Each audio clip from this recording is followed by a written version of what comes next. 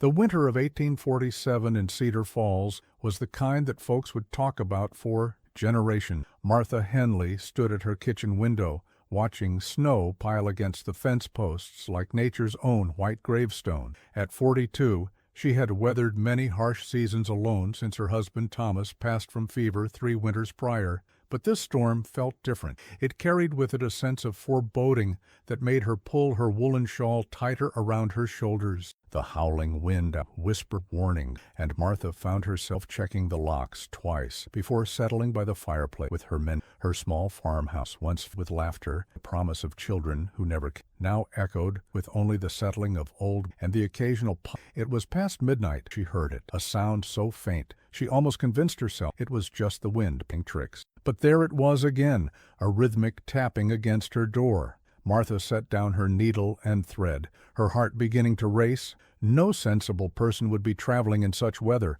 and those with ill intentions rarely announced themselves so politely. She approached the door cautiously, her late husband's rifle within reach. "Who's there?" she called out, her voice steadier than she felt. The response came as barely a whisper, carried on the brutal wind. "Please, ma'am, help us." Martha's maternal instincts overrode her caution. She threw open the heavy wooden door and gasped at the sight before her. 2 small figures huddled together on her porch, so covered in snow they looked like miniature snowmen who had somehow learned to speak. Their lips were blue, their small bodies shaking violently from the cold. "Dear Lord," Martha breathed, immediately pulling them inside. "Come here, children. Come to the fire." The older boy, perhaps 10 years of age, kept a protective arm around what appeared to be his younger brother, maybe 7.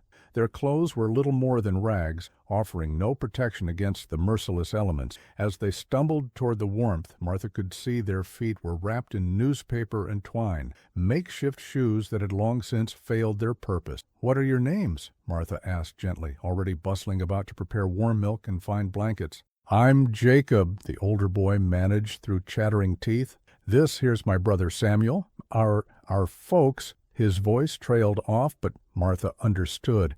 The fever that had claimed her husband had taken many that winter. "Hush now," she soothed, wrapping them in every quilt she owned. "You're safe now. That's all that matters." As the boys slowly warmed by the fire, their story emerged in fragments. Their parents had succumbed to illness 2 weeks prior, leaving them in the Caravan uncle, who viewed them as unwanted burden. He had turned them out into the storm with nothing but the clothes on their backs, telling them to find their own way in the world. Martha's heart broke as she looked at 2 small souls who had been thrown away like yesterday's newspaper. Samuel, the younger, had developed a harsh cough that worried her greatly, while Jacob's eyes held a hardness that no child should possess. "You'll stay here," she declared, surprising herself with a firmness in her voice, "as long as you need to." Jacob looked up at her with suspicion born of too much disappointment for one so young. "You mean it, ma'am? You ain't just saying that 'cause you feel sorry for us?" Martha knelt beside him, taking his small, cold hands in hers. "I mean it, Jacob. This house has been too quiet for too long.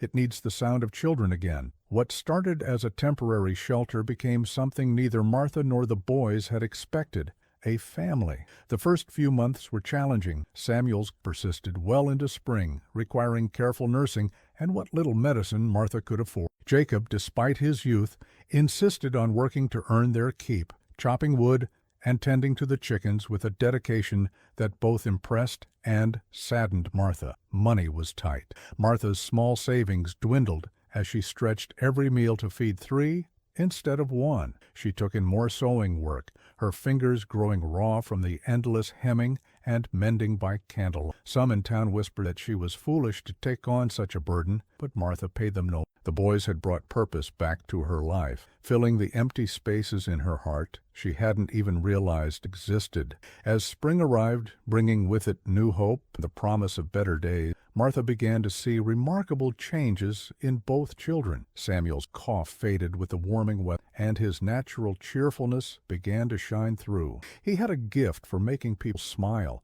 with stories and jokes that seemed to bubble up from an inexhaustible well of optimism. Jacob, while still serious beyond his years, began to show glimpses of the intelligent, caring boy beneath the protective shell he had built. He devoured every book Martha owned, reading by firelight long after Samuel had. He had a sharp mind for numbers and an even sharper eye for detail. "You could be anything you want," would tell him as she helped with his arithmetic. "A lawyer, a banker, maybe even a governor some." Jacob would smile at her faith in him. She could see the weight of responsibility in his young eyes. He never forgot that he and Samuel were orphans, dependent on the kindness of this woman who had saved them. The years passed, like pages in a well-loved book. Martha watched the boys grow from frightened children into capable young men. Jacob proved to have an exceptional head for business, while Samuel possessed a natural that could sell ice to an Eskimo. They worked various jobs around town, always bringing their earnings home to Martha, who tried unsuccessfully to convince them to keep more for themselves. By the time Jacob turned 18 and Samuel 16, they had become local figures.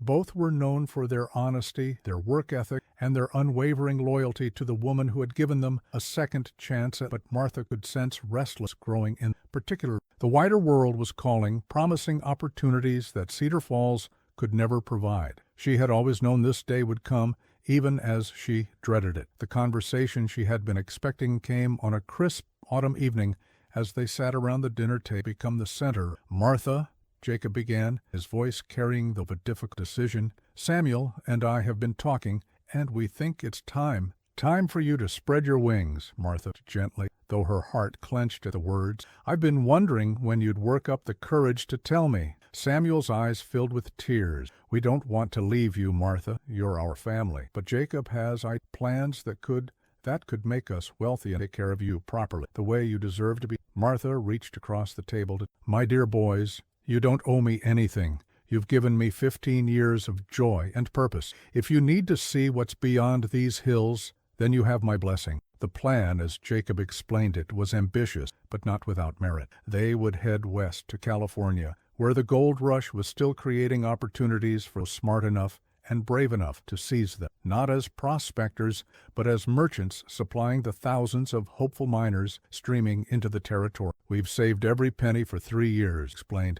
"We have enough to buy our way into a merchant caravan heading to Sacramento. Samuel's got the gift of gab to handle sales, and I can manage the books and logistics." Martha nodded, though inside she felt as if her world was crumbling once again. "When do you leave?" "Spring. We want to spend one more winter here with you." That winter was bittersweet. Every shared meal, every evening by the fire, every ordinary moment felt precious because they all knew it might be among the last. Martha threw herself into preparing the boys for their journey, sewing new clothes, sharing what wisdom she possessed about handling money and dealing with strangers. When spring arrived with its usual promise of renewal, Martha stood on her porch watching the boys load their meager possessions onto the wagon that would take them to Independence, Missouri, where they would join the westward-bound caravan. "Write to me," she called out, her voice catching only slightly. "Every chance we get," climbing up beside the driver. "And don't forget to eat properly," Martha added, falling back on the concerns of motherhood to mask her heartbreak. Samuel jumped down from the wagon and ran back to embrace her one last time. "We'll make you proud, Martha. We'll make something of ourselves, and then we'll come back for you. You've already made me proud." His hair to come back.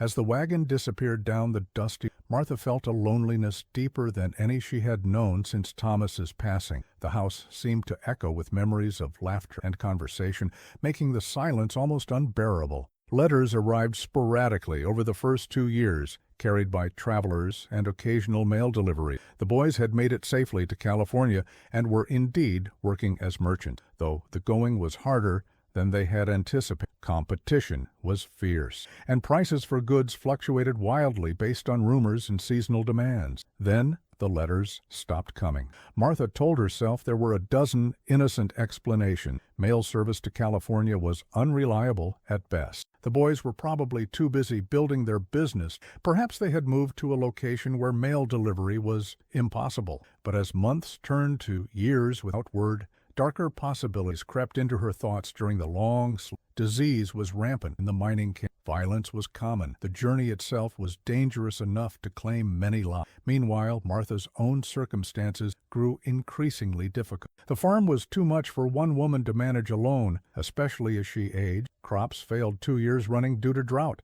depleting what little savings remained. She sold off parcels of land to pay for necessities, watching her little empire shrink year by year. The townspeople, many of whom had criticized her decision to take in the orphans, now offered help tinged with pity that Martha found almost unbearable. She accepted charity only when absolutely necessary, maintaining her dignity, even as her circumstances crumbled around her. By the 13th year after the boys' departure, Martha was facing the very real possibility of losing the farm entirely. The bank had been patient. She had missed 3 mortgage payments, and the banker, Mr. Whitman, had begun making uncomfortable visits to discuss Mrs. Henley, he said during his most recent visit, his voice carrying the false kindness of a man delivering bad news. "I'm afraid we simply cannot extend your loan any further. The bank has obligations to its depositor." Martha sat across from him in her small parlor, noting how his eyes catalogued the few valuable items she hadn't yet sold. "I understand, Mr. Whitman.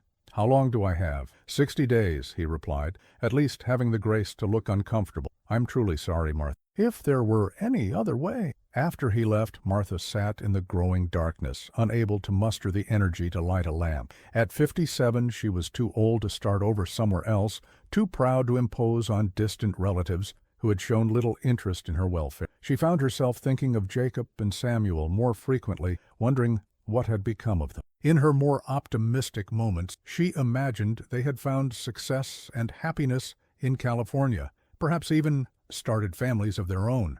In darker times, she feared the worst, and grieved for the children she had loved as her. The 60th day arrived with cruel punctuality. Martha had the morning few possession, trying to decide what she could carry and what would have to be behind. The new owners would take possession at noon, and she had arranged to rent a small room above the general, a humbling come-down from the independent had maintained. She was folding her wedding dress, one of the few things of value sell, when she heard the sound of approaching wagon. Multiple wagons, sound of it, which was unusual, the quiet road that led to her. Curious, despite her melancholy, Martha looked out her window and felt her heart nearly stop. An impressive caravan was approaching. 6 large freight wagons pulled by strong teams of oxen, followed by several smaller supply wagons and a group of mounted riders. It was the kind of commercial enterprise that rarely had reason to venture down her modest road, but it was the 2 figures riding at the head of the procession that made Martha's hands fly to her throat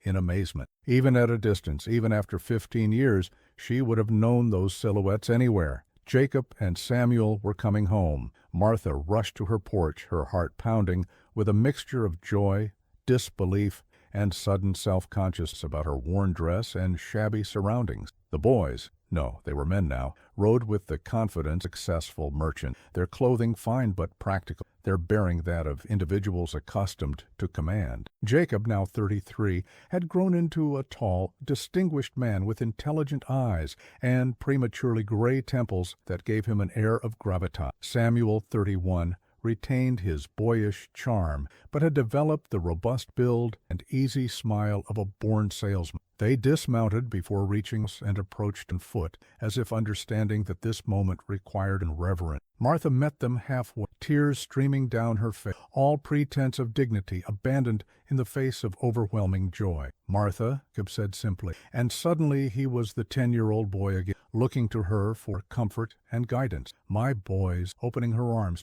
"my dear boys." They held each other for a long moment, years of separation and worry melting away in the warm reunion. When they finally separated, Martha could see that both men had tears in. "We would have come sooner, Samuel, but we wanted to come back as successes, not failures. We wanted to be able to take care of you the way you took care of us. We heard about your troubles from Mr. Peters at the general store when we stopped in town." Martha felt a flush of embarrassment. "Oh, you shouldn't worry about that. I'm managing just fine." "Well, no, you're not," Jacob said gently, firmly, "and you shouldn't have to. Samuel and I have done well for ourselves in California, better than we ever dared hope. But none of it means anything if we can't share it with the woman who made it all possible." Samuel gestured toward the impressive caravan behind them. "We've established a trading company that operates between California and Missouri. Fine goods, mining equipment, luxury items for those who struck it rich. We've got warehouses in Sacramento, San Francisco,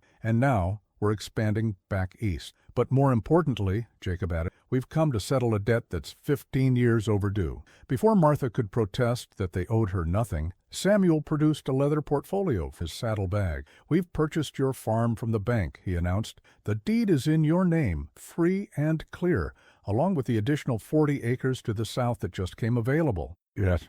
Martha stared at the document, unable to comprehend what she was seeing.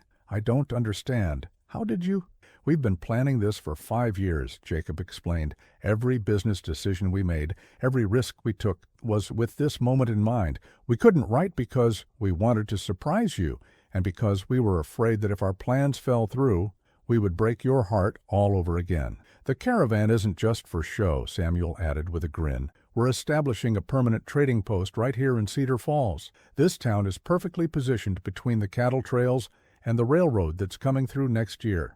We're going to build something that will bring prosperity to everyone here." Martha sank onto her porch steps, overwhelmed by the magnitude of what they were telling her. "You did all this for me?"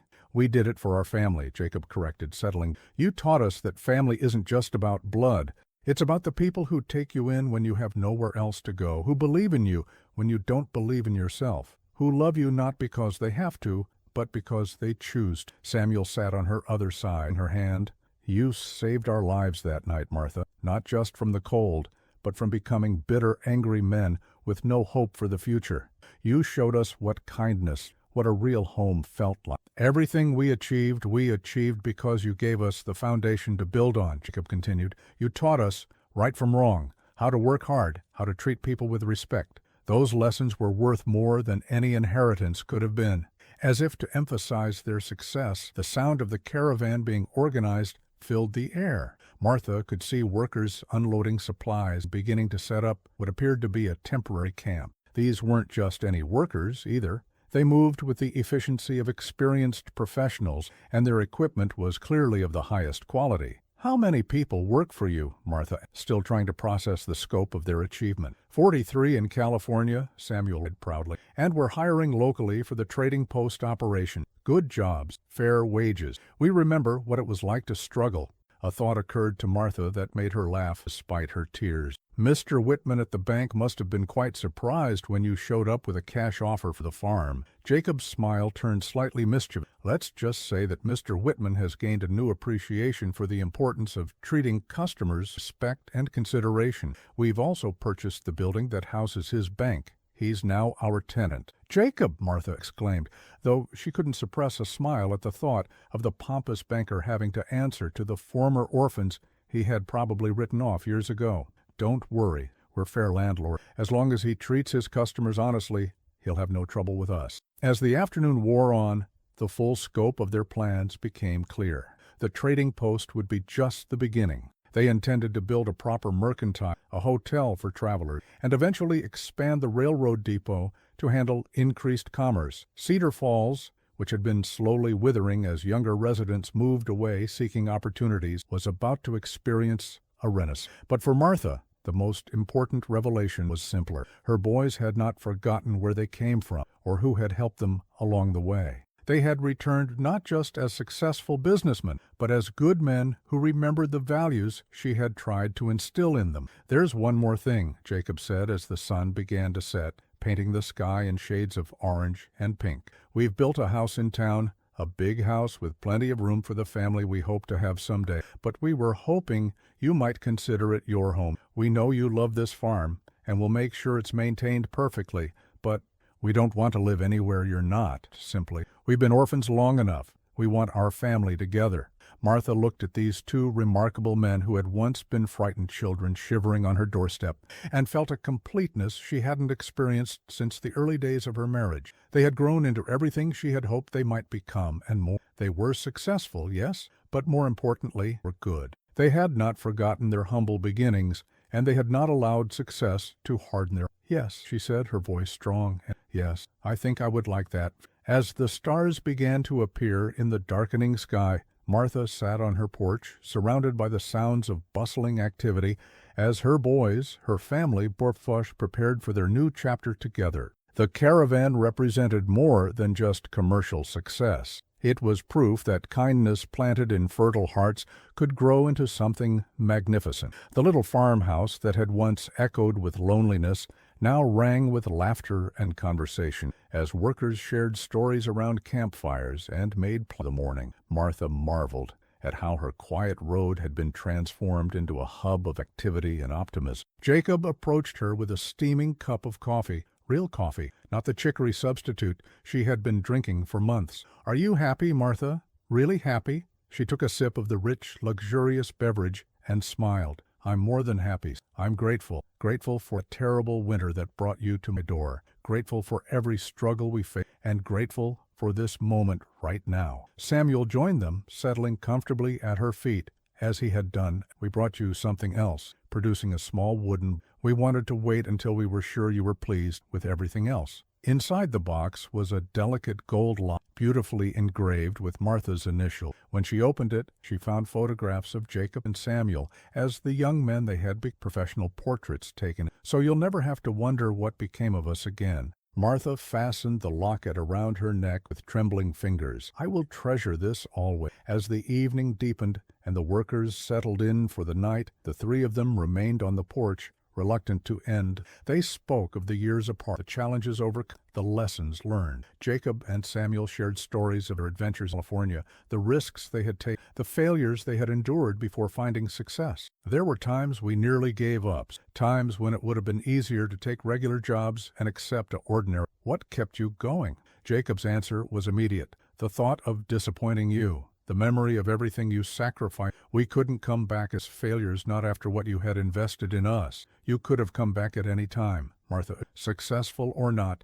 you would always have been welcome." "Well, we know that now," Samuel said, "but we were young and proud and determined to prove ourselves worthy of your faith in us." Martha understood. Pride was not always a virtue, but in their case it had driven them to achievements they might never have reached otherwise. Their desire to honor her had pushed them to become the best versions themselves.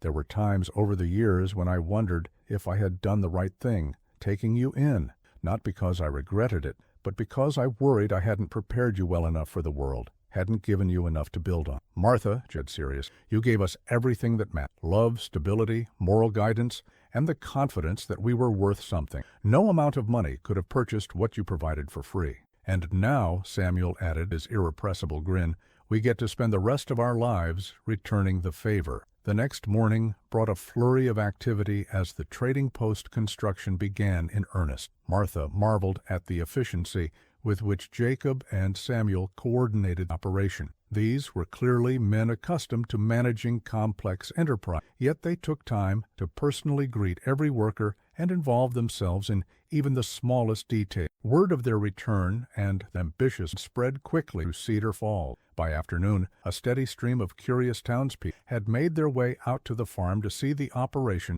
Martha watched with amusement as former skeptic who had questioned her decision to take in the orphan now eagerly sought to curry favor successful merchant. But Jacob and Samuel handled it with grace, neither forgetting old slights nor hope. They were respectful to everyone, but Martha could see that they remembered who had been kind during their childhood and who had not. Their generosity would be freely given, but their trust would be earned. As the weeks passed and the trading post took shape, Martha found herself busier and more energetic than she had been in years. Jacob and Samuel insisted on including her in all major decisions, valuing her knowledge of the local community and her practical wisdom. She felt useful again, needed in a way that went beyond. The grand opening of the Cedar Falls Trading Company was scheduled for early autumn, timed to coincide with the harvest, when farmers would have money to spend and travelers would be passing through on their way to winter. The entire town was in a celebration that promised to be the social event of the decade. But for Martha, the most meaningful celebration had already taken place on that perfect evening when her boys came home. Everything else was simply the natural result of seeds planted in love and watered with sacrifice 15 years earlier. On the night before the grand opening, as Martha sat in her comfortable new room in the beautiful house Jacob and Samuel had built, she reflected on the remarkable journey that had brought them all to this moment. She thought of that terrible winter night when 2 half-frozen children had appeared on her doorstep, and how taking them in had changed not just their lives, but hers as well. Tomorrow would bring new challenges and opportunities. The trading post would face competition, economic uncertainties, and all the usual trials of business. But tonight Martha was content in the knowledge that she had made a difference in the world. 2 orphaned children had grown into successful, generous men who would undoubtedly touch many more lives. Of ways of kindness would continue, rippling outward in ways she might never fully comprehend.